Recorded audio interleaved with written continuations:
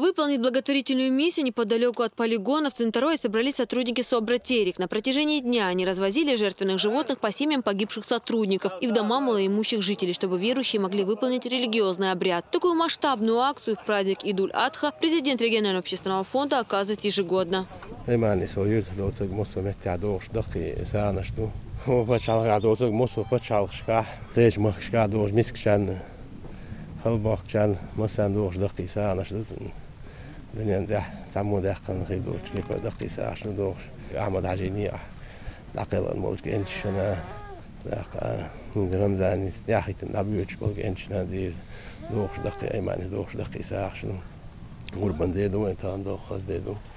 Идуль-Адха считается одним из главных праздников мусульман. В жертву можно принести несколько видов животных – барана, быка, верблюда, козу. Минимальная цена за барана составляет, к примеру, около 5000. И не все могут себе позволить такие траты.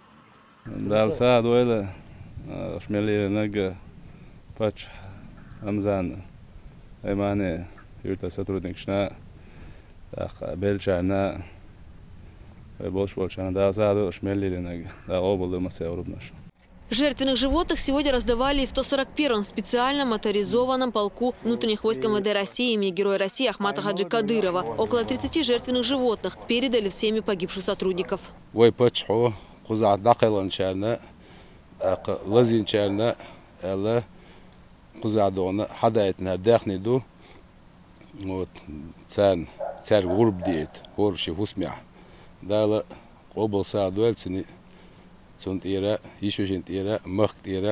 Благодаря этой акции в семьях смогли достойно встретить праздник жертвоприношения.